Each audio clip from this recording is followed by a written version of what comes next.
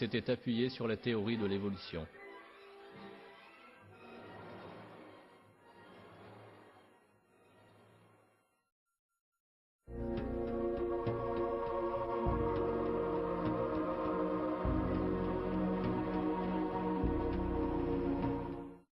Verzweiflung. Gott, ein großes Volk, wieder Tritt gefasst. Le nazisme est né du chaos politique dans lequel l'Allemagne s'est retrouvée après la Première Guerre mondiale. Le leader du parti nazi, Adolf Hitler, nourrissait de grandes ambitions. De nature agressive, Hitler avait un point de vue fermement raciste.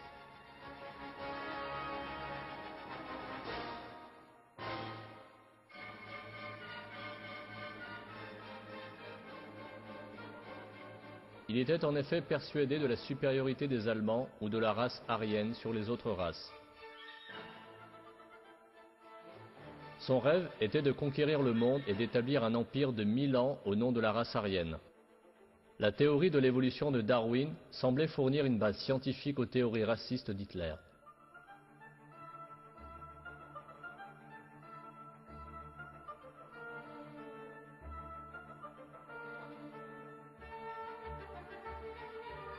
Celui-ci s'inspira également des travaux d'un historien allemand lui aussi raciste, Heinrich von Treitschke.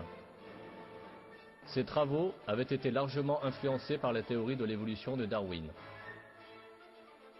Von Treitschke affirmait notamment que les nations ne peuvent évoluer qu'à travers une lutte féroce similaire à la lutte pour l'existence de Darwin. Hitler reprit également à son compte le concept de lutte pour l'existence de Darwin. La preuve en est le titre de son fameux ouvrage Mein Kampf, qui signifie « Mon combat ».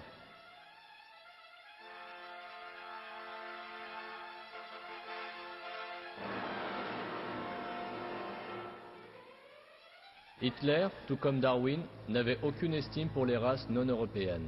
Il les comparait à la race des singes.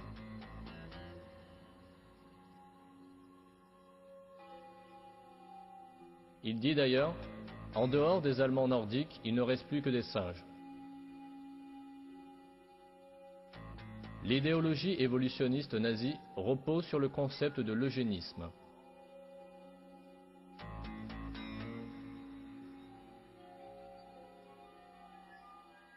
Par eugénisme, on entend l'amélioration de la race humaine en éliminant les individus malades ou infirmes afin d'aboutir à une population composée exclusivement d'individus sains. D'après la théorie de l'eugénisme, la race humaine peut être améliorée de la même façon que les variétés animales quand l'accouplement se fait entre individus sains. Il n'était pas surprenant que les eugénistes soient également des darwinistes. Le mouvement eugénique en Angleterre était d'ailleurs dirigé par le cousin de Darwin, Francis Galton, et son fils, Leonard Darwin.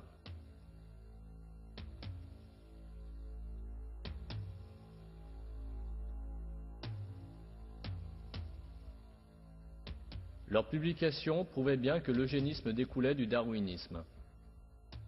Cette citation est relativement éloquente. L'eugénisme est le moteur de l'évolution humaine.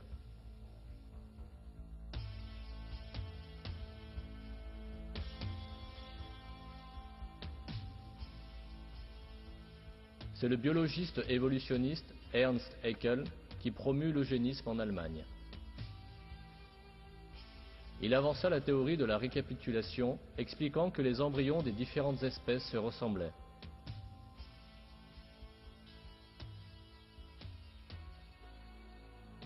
Plus tard, on se rendit compte que Haeckel avait falsifié ses croquis de sorte à propager son concept.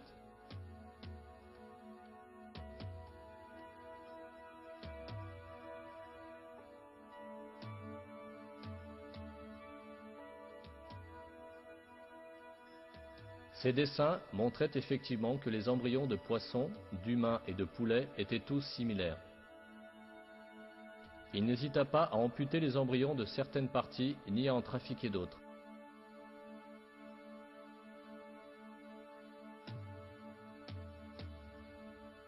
Haeckel finit même par confesser plus tard ses supercheries. Malgré cela, les cercles évolutionnistes fermèrent les yeux sur la falsification dans le simple but de se renforcer la théorie. Grâce à ces contrefaçons scientifiques, Haeckel put développer sa propagande eugénique.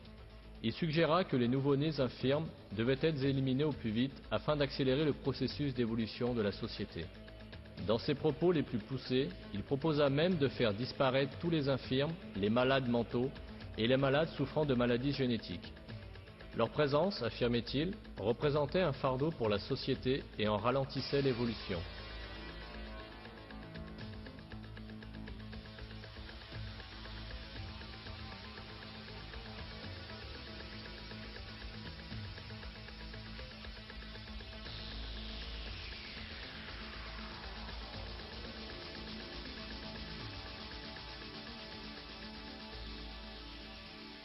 Haeckel mourut en 1919, mais les nazis héritèrent de ses idées cruelles.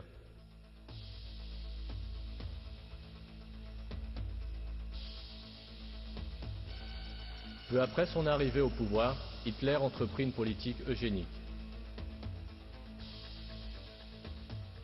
Il fit rassembler dans des centres spéciaux de stérilisation tous les retardés mentaux, les handicapés et ceux qui souffraient de maladies héréditaires.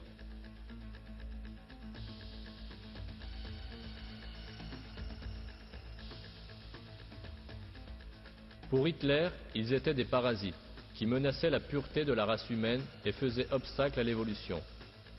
Une fois rassemblés, il ordonna secrètement de les tuer.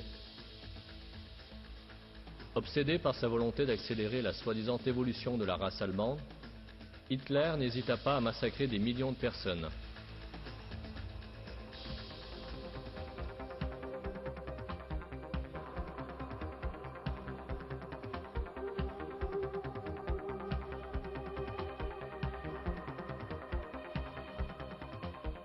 Il poursuivait par ailleurs un autre projet eugénique. Des jeunes hommes et femmes blonds aux yeux bleus, spécimens typiques de la race pure allemande, étaient encouragés à avoir de relations sexuelles entre eux. En 1935, des fermes spéciales de reproduction furent ouvertes. Les officiers SS visitaient régulièrement ces fermes où logeaient les femmes qui répondaient aux critères ariens.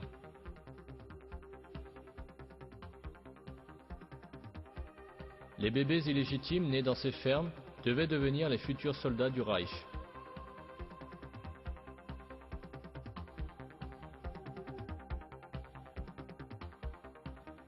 Afin d'améliorer la prétendue supériorité de la race aryenne, les nazis eurent recours au concept darwinien.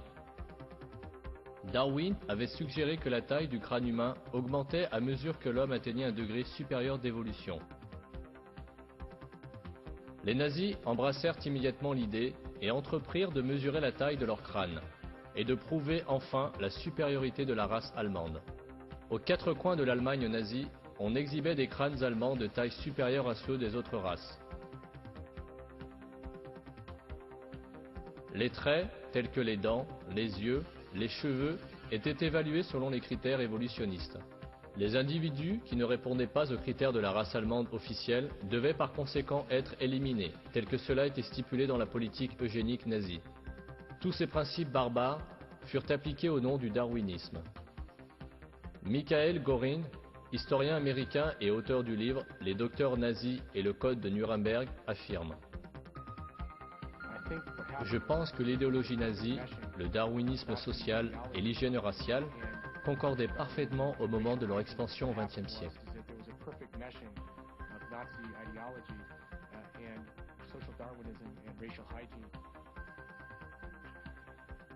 Le chercheur américain George Stein éclaire ce sujet dans le magazine American Scientist.